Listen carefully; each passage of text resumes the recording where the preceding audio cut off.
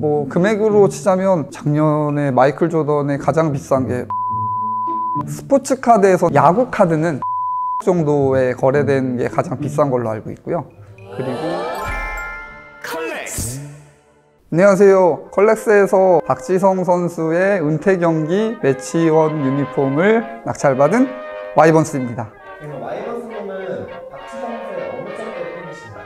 어느 정도 팬이라고 이야기하는 건 좀 쑥스럽고요. 그냥 박지성 선수를 많이 좋아하고 어렸을 적에 많은 축구 팬들이 박지성 선수를 통해서 새벽마다 설레이는 마음으로 EPL 경기를 봤었던 것처럼 저도 그런 설레임을 가지고 항상 박지성 선수의 경기를 보고 응원했던 많은 팬들 중에 한 명입니다. 그러면 혹시 와이번스님이 평소에도 수집을 많이 하시나요? 네, 저는 트레이딩 카드를 주로 수집하고 있습니다. 제가 초등학교 5학년 때부터 했고요. 얼추 거의 25년 정도가 된 것 같습니다.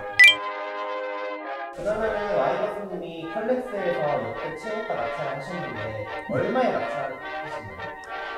얼마에? 1,000만 원 정도로 낙찰을 받은 걸로 알고 있습니다. 일단 1,000만 원의 가치가 있다라고 생각을 해서 낙찰을 하게 됐고요. 그 가치가 있다라고 생각하게 된 이유가 제가 주로 수집하거나 다루고 있는 스포츠 카드 혹은 이런 카드들의 가장 많이 활발하게 시장이 형성되어 있는 미국에서는 이런 매치업 유니폼, 게임 유즈 유니폼들이 굉장히 많이 알려져 있어요. 많은 가격들로 가치가 형성되어져 있거든요. 그런 선수들이 예를 들어서 뭐 마이클 조던이라든지 코비 브라이언트, 뭐 펠레 등등등의 다양한 스포츠에서 굉장히 많은 업적을 남긴 선수들의 유니폼들을 그 추억을 간직하는 분들이 거기에 가치를 매겨서 높은 가격을 주고 사는데 저는 이제 뭐 한국인이다 보니까 박지성 선수와 관련된 인상 깊은 경기들이 제 그 뇌리 속에 그리고 제 마음 속에 간직되어져 있는데 그런 박지성 선수의 마지막 선수 생활을 장식하는 유니폼이라고 하면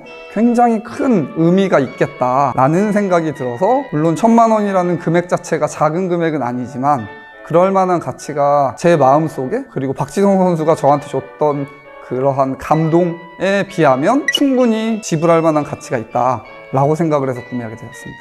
향후 미래 가치를 바라보고 낙찰하신 가격도 있으신가요? 뭐 물론 그런 것도 있습니다. 왜냐하면 결국 1,000만 원이란 돈을 그냥 일반적인 소비를 했다라기보단 저희가 스포츠 카드나 다른 수집품들을 사면서도 제 만족도를 위해서 사지만 실제로 이게 향후의 가치가 상승했으면 좋겠다, 최소한 이 가격보다 떨어지진 않았으면 좋겠다 라는 마음으로 구매하는 것도 있기 때문에 아까 말씀드렸던 미국이나 해외에서는 이 선수들의 유니폼 이런 것들이 그 의미에 가치를 매기고 그 가치에 맞는 가격대가 형성되어져 있는 걸 보면 아직 국내 선수들과 관련돼서는 그 시장이 그 문화가 형성되지 않았지만 분명히 언젠간 그러한 시장들이 국내 선수들의 물품 혹은 아니면 메모러빌리얼로도 이루어질 수 있다라고 생각을 해서 저는 지금 이 가격이 제 마음속엔 저렴한 가격이다 라고 생각이 들어서 구매하게 되었습니다.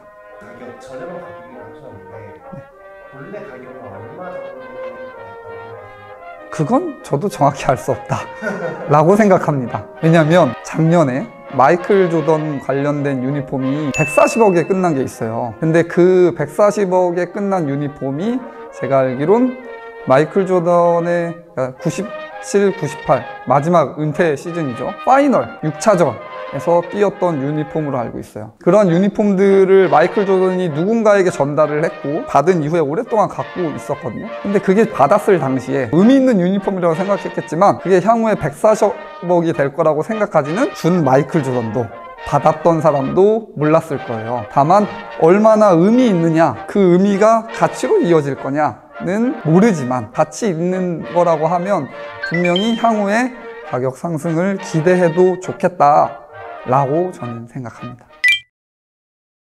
그러면 와이번스님은 해외에서도 많이 컬렉팅을 하시는 편이신가요? 네, 저는 지금 현재 스포츠카드라는 물품을 다루고 있기 때문에 스포츠카드가 대부분 우리나라보다는 해외에서 아주 시장이 크고 많은 거래가 이루어져요.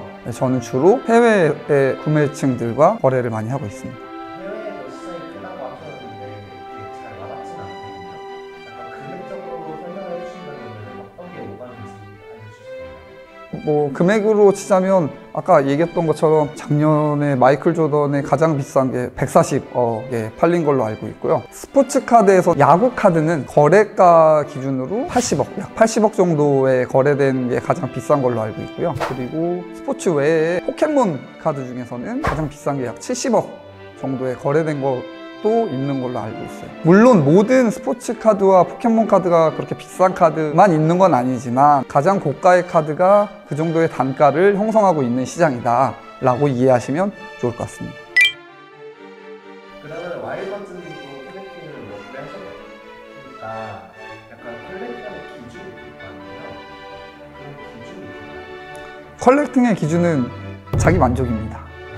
그 자기 만족이 종류마다 다를 것 같아요. 내가 어렸을 때 갖고 있던 설레임일 수도 있고 아니면 지금 갖고 있는 팬심과 설레임일 수도 있고 혹은 아니면 그게 가격일 수도 있어요. 제가 갖고 있는 것 중에서도 아 이건 지금 사면 나중에 더 가격이 오를 거야 라는 가격과 가치의 관점에서만 바라보는 컬렉팅도 분명히 있고요. 그리고 제가 어렸을 때 갖고 싶었는데 그때는 비싸서 가질 수 없었는데 지금은 살 수 있는 것, 그런 것들의 어렸을 때 추억과 향수, 그런 걸로 이제 구매하는 물건들도 있고요.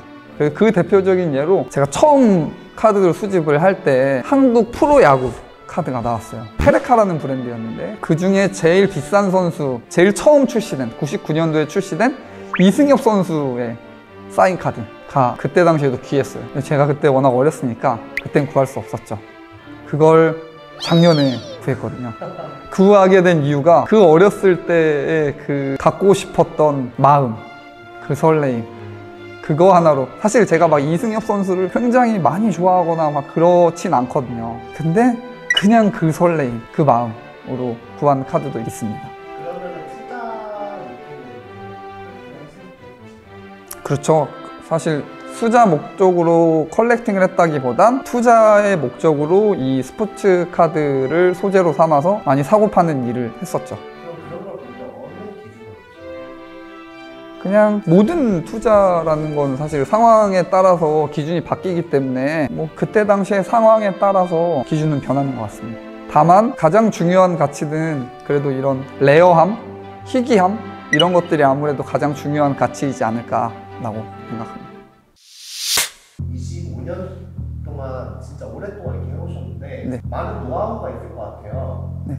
그러면은 컬렉팅 고수로서 좀 노하우를 알려주신다면